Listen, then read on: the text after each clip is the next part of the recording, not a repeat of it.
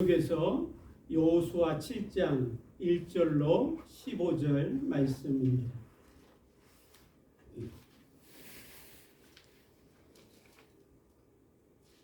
여호수아 7장 1절로 15절 말씀까지 우리에게 주시는 하나님의 말씀 한 절씩 교독해서 읽으시면서 하나님의 말씀으로 우리 마음에 새기고 또 함께 은혜를 나누길 원합니다.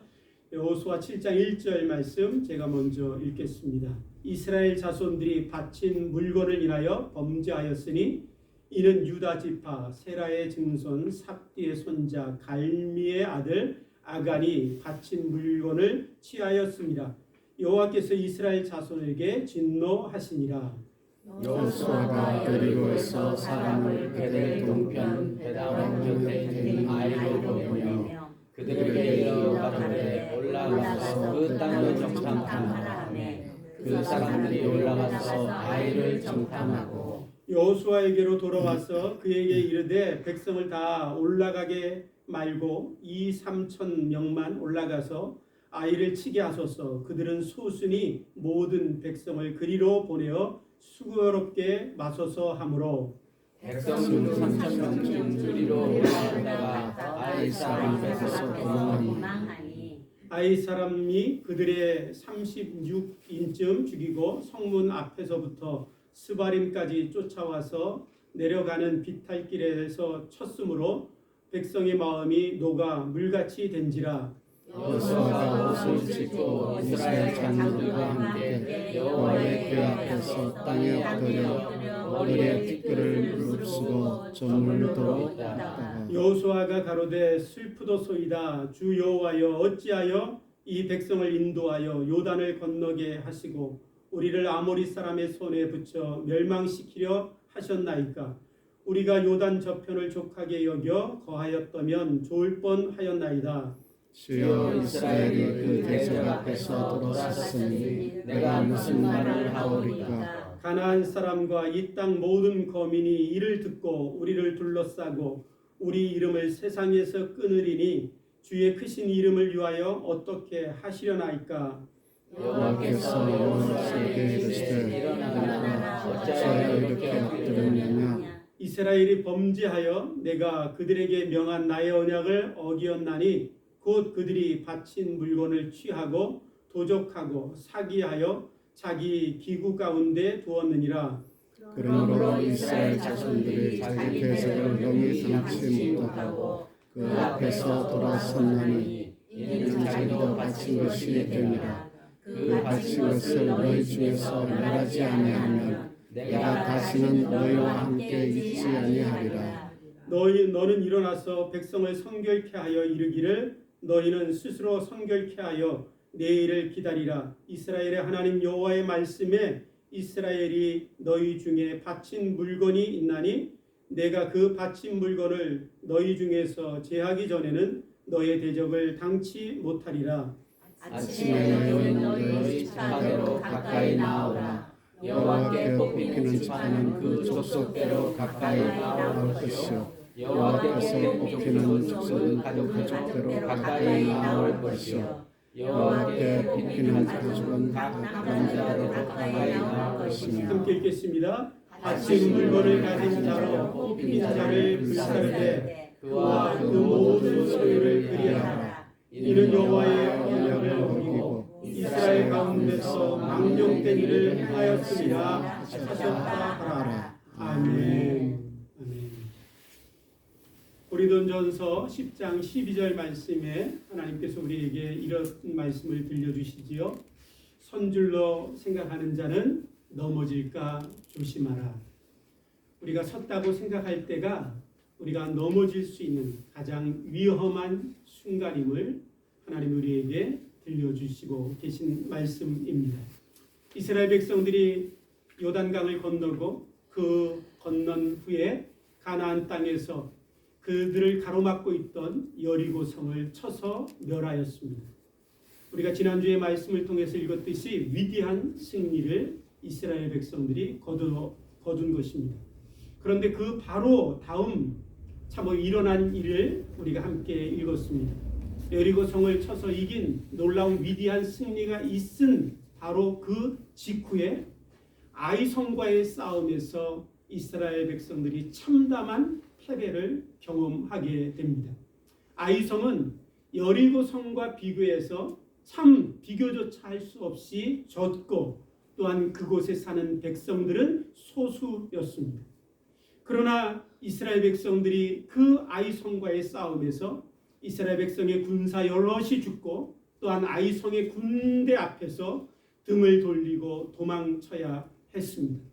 그런 참담한 패배가 있을 때 여호수아는 이 패배가 문제가 아니라 이 패배를 인하여 이스라엘 백성들에게 닥쳐올 더 큰 위기를 직감하게 됩니다. 그래서 여호수아가 그 패배를 잊은 후에 하나님 앞에 나아가 무릎을 꿇고 옷을 찢고 하나님 앞에 기도합니다.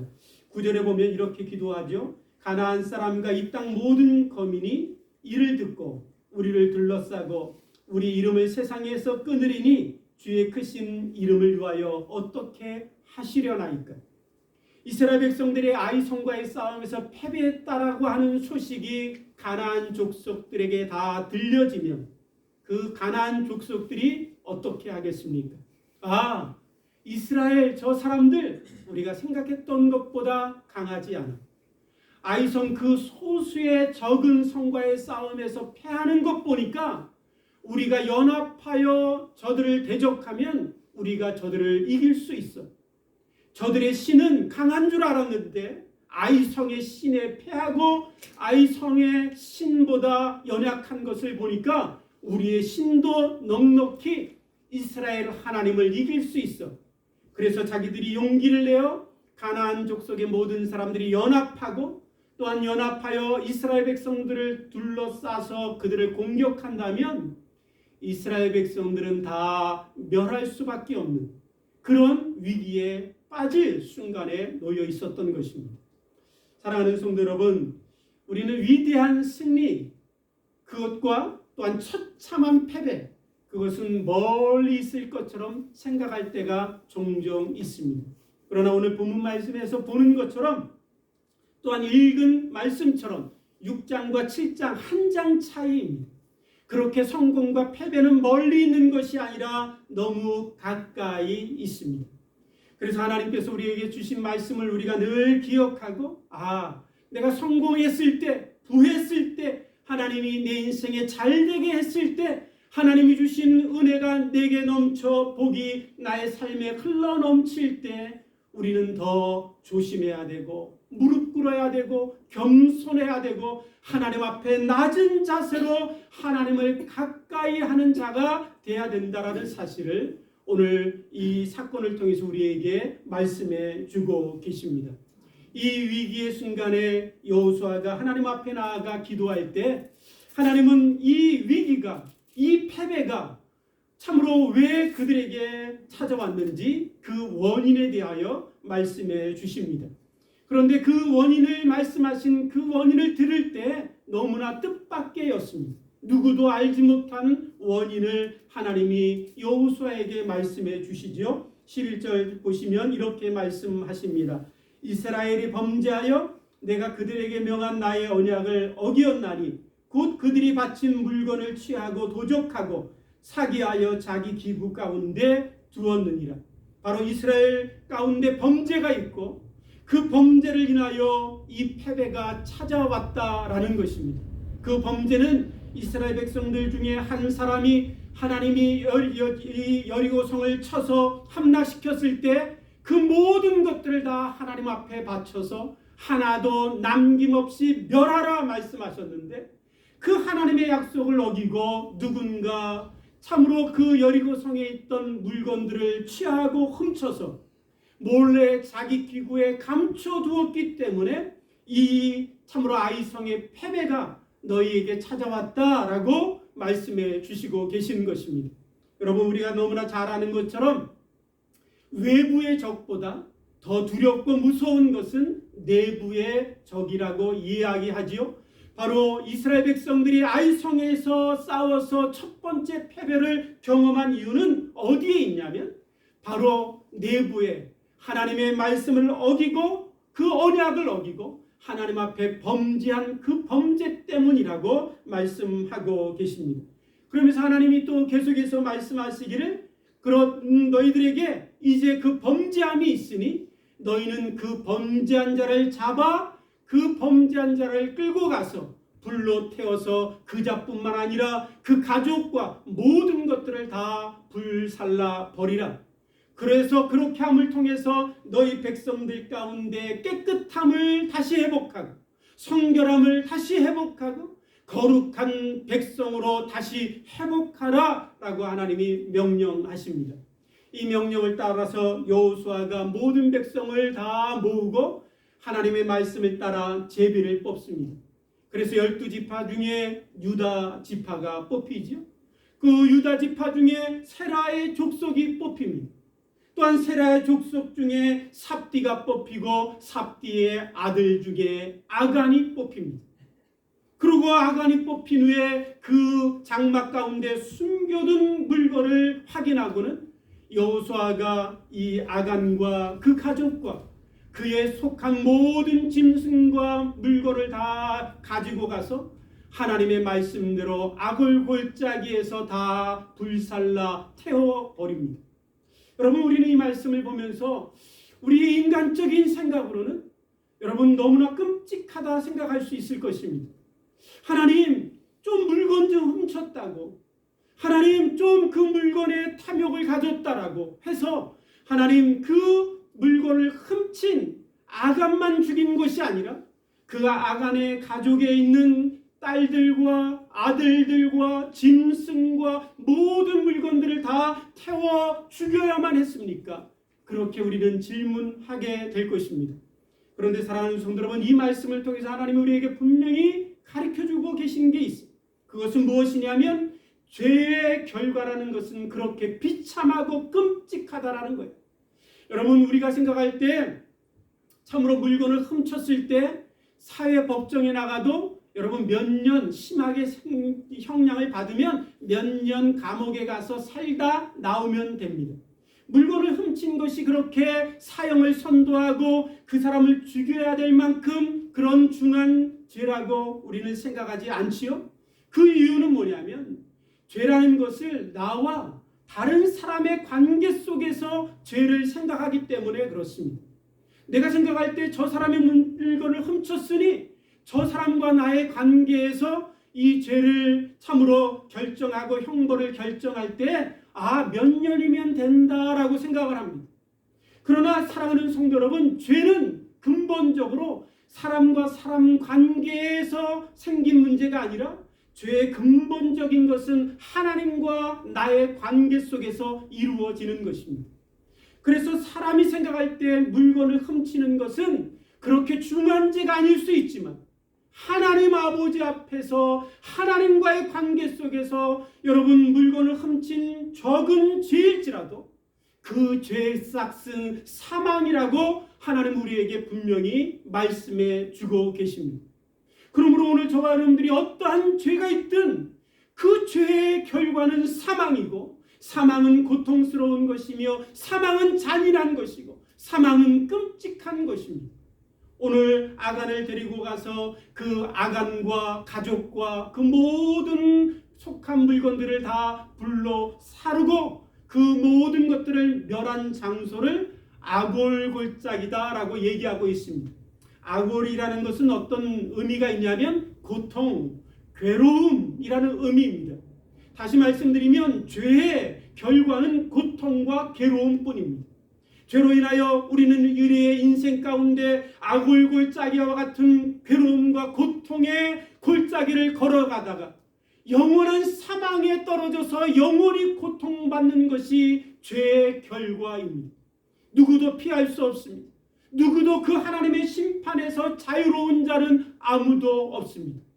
여러분, 오늘 저와 여러분들의 인생도 그런 인생입니다.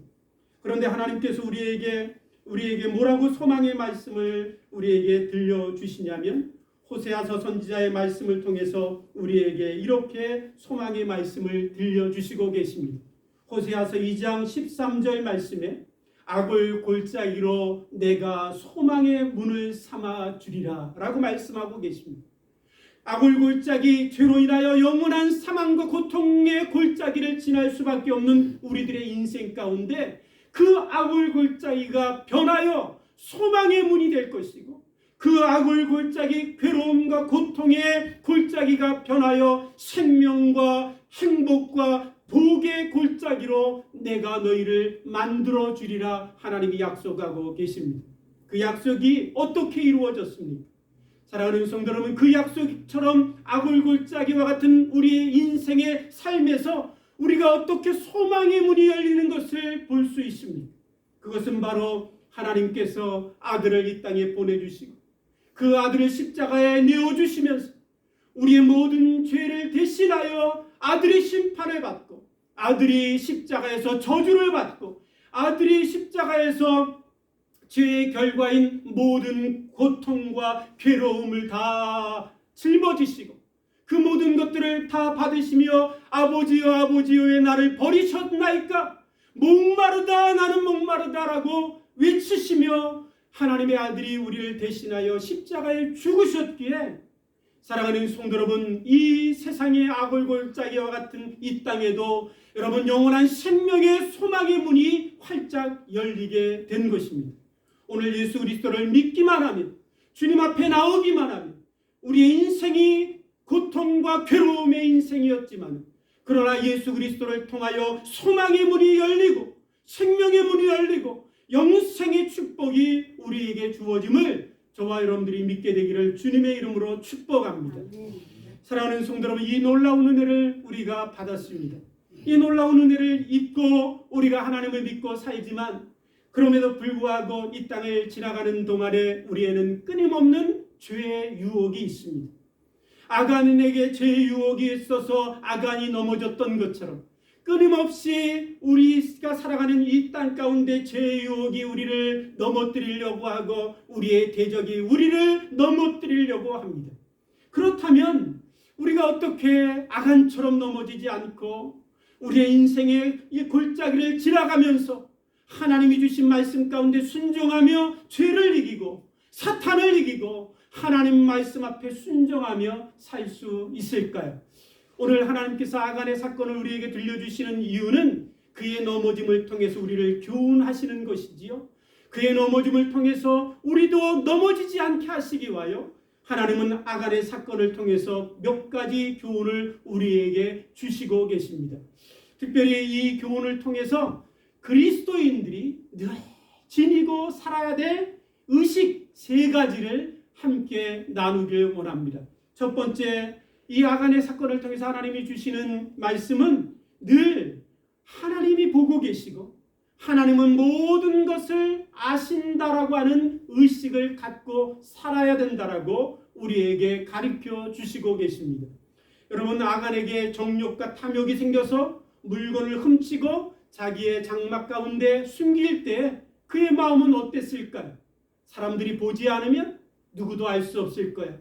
사람들이 아무도 보지 못했으니 나는 완벽한 범죄를 저지를 수 있어. 나는 사람들이 모르는 것들을 통해서 나는 부를 누리고 만족함을 얻을 수 있을 거야 라고 생각했을 것입니다. 그러나 사랑하는 성도 여러분, 그 아간이 하는 행동들을 옆에 있는 누구도 몰랐지만 하나님은 다 보고 계셨습니다. 하나님은 다 그 모든 것들을 알고 계셨습니다. 하나님은 그 모든 것들을 알고 계셨다라는 말씀의 의미는 뭐냐면, 우리들의 인생이 무엇으로 심든지 심은 대로 거두게 되어 있다라는 것입니다. 죄로 심으면 사망의 고통을 거두게 되고 성령으로 행하여 심으면 영생을 얻게 되는 것입니다.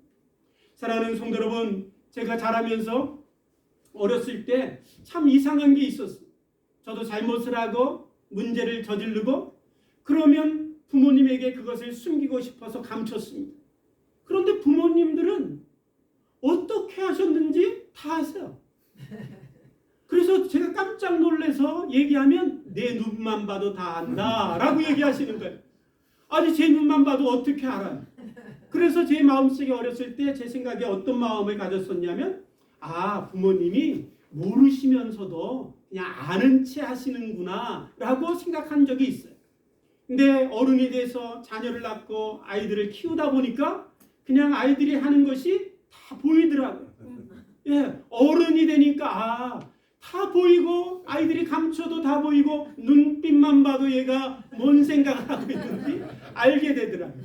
사랑하는 성도 여러분, 어른이 그냥 어른이 아니죠. 여러분, 하나님이 그냥 하나님이 아니십니다.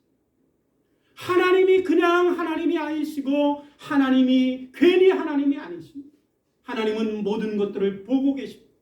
하나님은 모든 것들을 보고 계셔서 모든 것들을 아시는 분, 그분이 우리가 섬기는 하나님이심을 저와 여러분들이 늘 의식하며 살게 되기를 주님의 이름으로 축복합니다.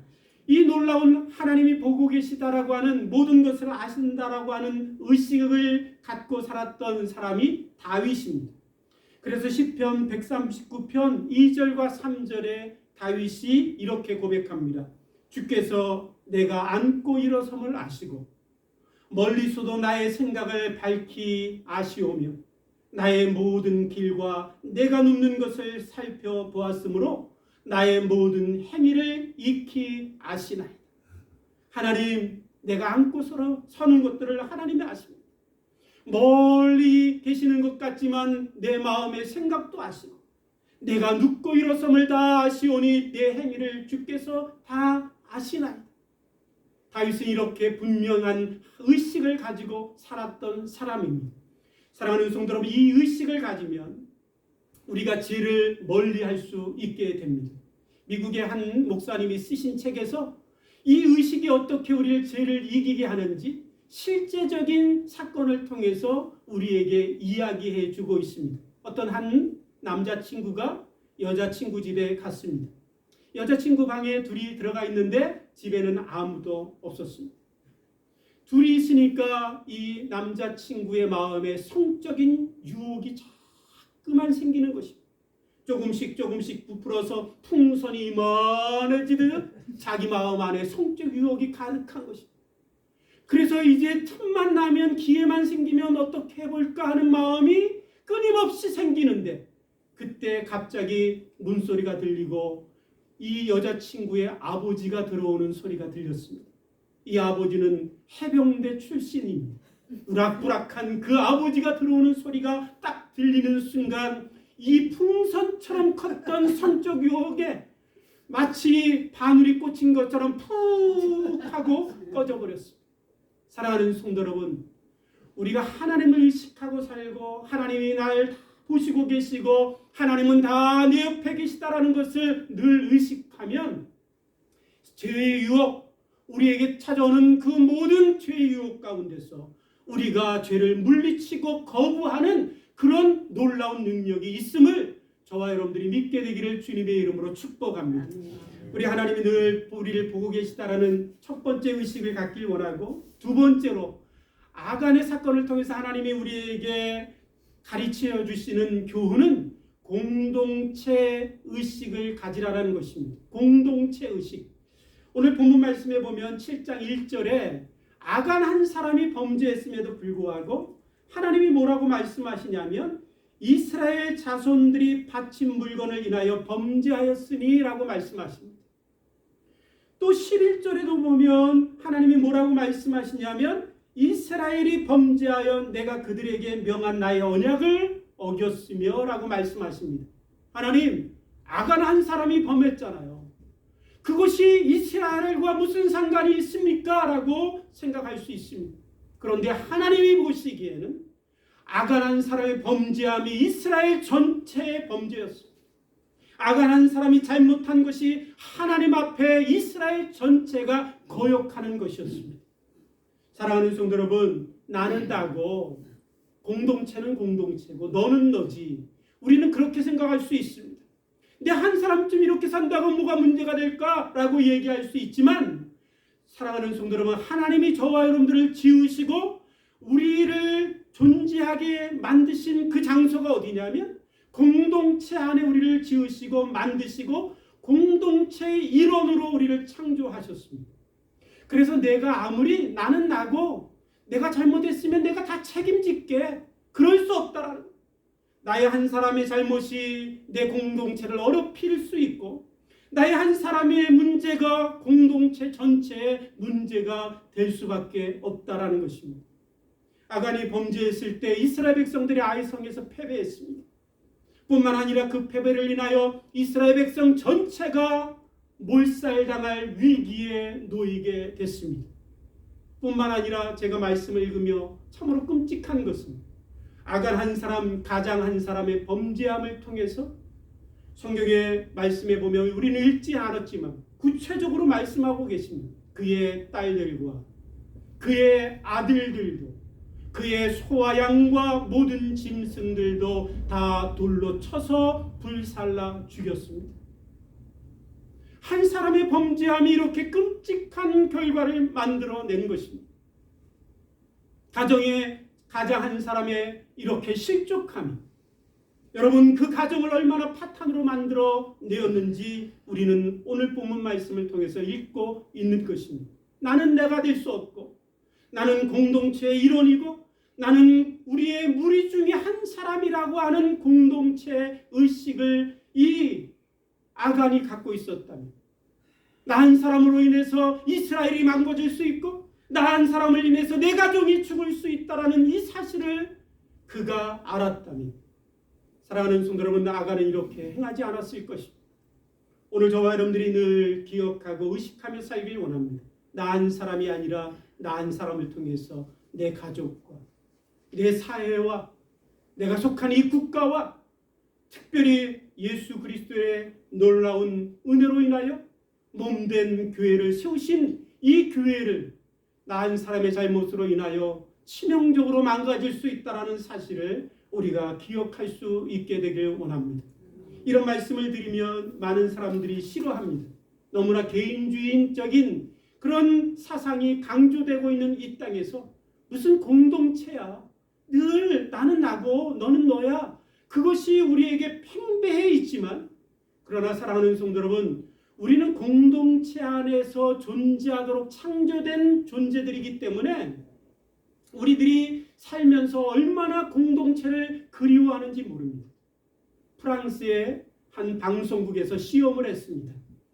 그 시험은 어떤 시험이었냐면 전 세계에 있는 어린이들을 찾아가서 그 어린이들 옆에 지나가는 외국인이 어려움을 당해서 넘어지면 그 어린아이들이 어떻게 반응할까라는 시험이었습니다. 그 시험을 하기 전에 많은 전문가들에게 인터뷰를 했습니다. 어떤 반응이 나올까 인터뷰를 했더니 그 전문가들의 대답은 다 부정적이었습니다. 어린아이들이 원래 두려움이 많잖아요. 그래서 낯선 사람 보면 그냥 피할 거예요. 어린아이들이 미성숙하잖아요. 그러니까 어린아이들은 도와주지 않을 거예요. 그렇게 대답을 합니다. 그래서 시험을 했습니다. 많은 곳에 시험을 했는데 대부분 다 전문가의 말처럼 됐습니다. 그런데 한국에서 특별히 시험을 했는데 그 외국인 아이가 학생이 지나가다가 장애가 있는 것처럼 넘어져서 자기에게 있는 물건을 다 땅에 쏟았습니다. 지나가고 있던 한국의 어린 학생들이 그 모습을 보다가 지나가다가 다시 돌아와서 Are you okay? 하면서 그 사람을 도와주고 물건을 챙겨주고 또 그 사람이 어디까지 가냐고 물어보고 그 사람이 가는 데까지 같이 가주겠다라고 얘기를 합니다. 그래서 거기서 이제 시험을 끝내고 사람들이 인터뷰를 하는데 어떤 아이에게 물었습니다. 너 왜 그 사람 도와줬니? 그랬더니 그 아이가 대답하기를 제가 만약 아프고 장애인인데 제가 그렇게 어려움 당할 때 저를 도와줄 사람이 아무도 없다면 얼마나 무섭겠어요. 그렇게 대답하는 거예요. 그 대답을 듣고 있던 그 프로그램 방송에 참여했던 많은 방청객들이 말문을 잃었습니다. 그러고는 어떤 사람은 눈시울을 붉히고 눈물을 흘렸습니다. 저렇게 따뜻할 수 있을까? 저렇게 감동적일 수 있을까? 사랑하는 성도 여러분, 이 프로그램을 통해서 저는 보게 됐습니다. 많은 사람들이 개인주의, 나는 나고 너는 너라고 하는 이 시대에 살고 있지만 저 사람들이 공동체를 그리워하는 것. 따뜻한 공동체, 서로 의존할 수 있고 서로 도울 수 있고 서로 배려할 수 있는 그런 공동체를 그리워하고 사모하는 것. 하나님이 우리를 그렇게 만드셨기에 그렇게 사모하는 마음들이 저들 안에 있음을 볼 수 있었습니다. 사랑하는 성도 여러분, 하나님은 우리들 가운데 죄로 망가진 이 세상의 공동체 대신 예수 그리스도의 보혈의 피로 값주시고 사셔서 우리를 구원하시고 성도로 부르시고 새로운 공동체를 세우시고 계십니다. 바로 그것이 교회이지요. 그리스도의 몸된 교회를 주님이 세우시고 우리를 부르셔서 그 몸된 공동체의 지체로 우리를 삼아 주셨습니다. 저와 여러분들이 혼자가 아닙니다. 저와 여러분들이 하나님 앞에서 혼자 섬길 수 있는 게 아닙니다. 혼자 나무될 수도 없습니다. 혼자 버려질 수도 없습니다. 우리는 공동체고 하나이고 우리는 한 몸을 이룬 지체이기에 누구가 아프면 공동체가 아픈 것입니다. 누구가 문제가 있어서 눈물을 흘리면 공동체가 함께 우는 것입니다. 누군가 범죄하고 그 범죄가 있다면 그 범죄는 공동체 우리의 범죄입니다. 뿐만 아니라 누군가 면류관을 얻는다면 그 사람의 면류관을 인하여 우리의 영광이 되는 것입니다. 누군가 자랑할 일이 있다면 그 자랑은 사촌처럼 배합하는 우리들의 문제가 아니라 우리의 기쁨이고 우리의 즐거움이 되는 것입니다. 사랑하는 성도 여러분, 오늘 저와 여러분들이 공동체 의식을 늘 갖고 살아가게 되기를 주님의 이름으로 축복합니다. 아멘. 나 한 사람이 아멘. 주님을 섬기면 나를 인하여 우리 공동체가 복을 얻고 내가 혹시 잘못해서 범죄하면 내 공동체가 어려움을 당할 수 있습니다. 제가 많이 듣는 참으로 안타까운 이야기 중에 하나가 또한 거기에 저도 속한 대상일 수도 있을 것입니다. 목사의 한 사람의 잘못으로 끊임없는 목사들이 욕을 먹고 있습니다. 참으로 나 한 사람의 목사가 아니라 나 한 사람의 목사의 잘못이 모든 목사의 얼굴에 먹칠을 하고 그 목사를 세우신 예수 그리스도의 얼굴에 영광을 가리는 것임을 우리가 기억하듯이 오늘 저와 여러분들이 공동체 의식을 가지고 주님을 섬겨가는 놀라운 축복이 있게 되기를 주님의 이름으로 축복합니다. 아멘. 마지막으로 아간의 사건을 통해서 하나님이 우리에게 주시는 교훈은 성도는 거룩에 대한 열정의 의식이 있어야 된다라는 사실을 우리에게 가르쳐주고 있습니다. 여러분, 성도의 능력이 무엇이냐면 성도의 능력은 거룩이다라고 하는 의식을 우리가 가져야 합니다. 여러분, 오늘 본문 말씀 13절에 보니까 이렇게 말씀하시죠. 하나님께서 여호수아에게 너는 일어나 백성을 성결케 하라 라고 말씀하십니다. 백성을 거룩하게 하라 말씀하시죠. 그러면서 하나님이 뭐라고 말씀하시냐면 너희 중에 바친 물건이 있나니 내가 그 바친 물건을 너희 중에서 제하기 전에는 너의 대적을 당치 못하리라 말씀하십니다. 무슨 말씀이에요? 이스라엘 백성들 안에 죄악이 그대로 있으면 너희들의 대적을 너희들이 당할 수 없다라는 거예요. 성도가 죄가 있으면 여러분 성도는 무기력해집니다. 능력을 상실하게 되어 있어요. 그래서 성도가 죄가 있으면 능력을 상실하고 무능력해져서 세상에 밟히게 되어 있는 것입니다. 그러나 다시 말씀드리면 우리 안에 죄가 있을지라도 그 죄를 제거하고 하나님 앞에 다시 성결하게 서고 하나님 앞에 바로 거룩을 회복하면 그 성도가 어떤 성도이든 그 교회가 어떤 교회이든 다시 하나님의 능력된 놀라운 주의 종들로 하나님의 능력이 나타날 수 있다라는 것입니다. 여러분, 능력은 교회 사이즈에 있는 게 아닙니다. 능력은 내가 가진 돈에 있는 게 아닙니다. 능력은 내가 배운 지식에 있는 것이 아니라 하나님의 말씀 앞에 거룩하고 성결하게 살아가는 그 거룩이 능력임을 아멘. 저와 여러분들이 늘 의식하며 살게 되기를 주님의 이름으로 축복합니다. 테리 허타도라는 분이 처음으로 기독교인이라 불렸던 사람들이라는 책을 썼습니다. 처음으로 기독교인이라 불렸던 사람들이라는 책에서 이 저자가 우리에게 이런 이야기를 들려주고 있습니다. 초대교회가 놀랍게 부흥을 했어요. 여러분, 초대교회가 40년경에는 1000명 정도 됐었는데 100년경에는 10,000명이 되고 200년경에는 20만 명이 되고 300년경에는 500만 명이 됐대요. 그렇게 놀라운 교회 부흥이 일어났는데 그 교회가 부흥하던 그 배경은 로마 시대입니다.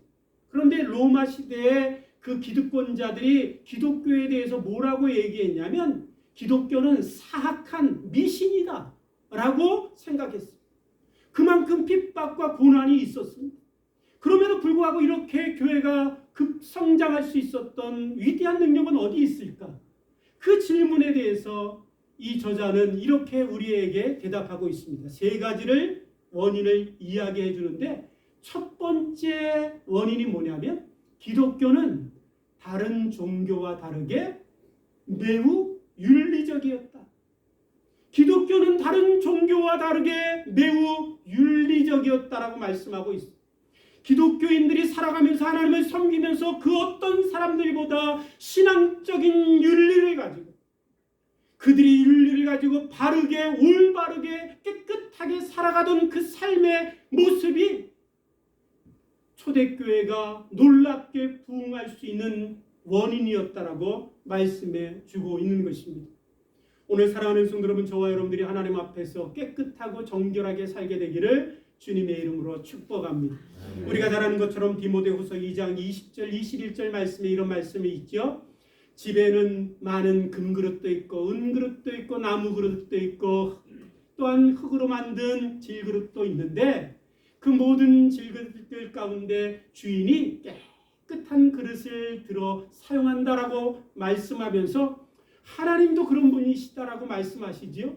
사랑하는 성도 여러분, 우리는 스스로 능력이 없습니다. 우리 교회에 무슨 능력이 있겠습니까? 그러나 여러분, 우리에겐 스스로 능력이 없지만 우리를 하나님이 붙드신다면, 하나님이 쓰신다면, 하나님이 우리와 함께 하신다면, 하나님이 나와 내주하시는 동행의 은혜가 있다면, 사랑하는 성도 여러분, 그 쓰시는 종에게 하나님의 능력이 나타날 것입니다. 그 쓰시는 종에게 하나님의 영광이 드러날 것입니다. 쓰시는 교회 가운데 위대한 역사가 나타날 것입니다. 하나님이 그런데 누구를 쓰실까요? 하나님은 우리에게 말씀하고 계십니다. 거룩한 백성, 깨끗한 종, 하나님의 말씀 앞에 스스로를 늘 성결케 하는 종을 하나님은 쓰실 것임을 말씀하고 계십니다. 사랑하는 성도 여러분, 오늘 저와 여러분들이 늘 깨끗하게 되길 주님의 이름으로 축복합니다. 거룩한 의식을 갖고 주님을 섬겨가는 저와 여러분들이 되기를 주님의 이름으로 축복합니다. 우리가 살아가는 동안에 끊임없이 유혹이 찾아올 것입니다. 섰다고 생각할 때 그때가 가장 위험한 순간이 되어 넘어질 수도 있을 것입니다. 그럴 때마다 여러분, 죄를 이기고 우리를 유혹하는 그 유혹을 넘어서기 위해서 오늘 하나님이 주신 이 삶의 참으로 교훈을 붙들고 의식하며 하나님이 보고 계시지, 하나님이 보고 계시지, 하나님이 모든 것들을 알고 계시고 하나님은 참으로 나를 공동체 가운데 두셨고 하나님은 나의 모든 삶 가운데 오늘 우리가 마지막 말씀하신 것처럼 거룩하길 원하시지. 그 의식을 분명히 붙들고 저와 여러분들이 살아감으로 우리 하나님 아버지 앞에서 죄를 이기고 패배하고 넘어지는 우리의 인생이 아니라 이김과 승리의 인생으로 하나님을 섬겨가는 저와 여러분들이 되기를 주님의 이름으로 축복합니다. 함께 기도하시겠습니다. 하나님 아버지, 감사합니다. 오늘도 아간의 참으로 범죄함을 인하여 하나님 전 이스라엘 백성들 가운데 큰 패배와 위기가 찾아온 사건을 통해서 우리를 교훈하시고 우리를 깨닫게 하여 주시니 감사합니다. 하나님 주신 말씀 붙들고 죄를 이기게 하시고 하나님 주신 말씀 붙들고 하나님 우리들에게 주신 사명을 잘 감당할 수 있게 하여 주셔서 하나님 우리의 삶의 패배가 아니라 이김과 승리가 넘치게 해 주시옵소서. 감사하며 예수님의 이름으로 기도드립니다. 아멘.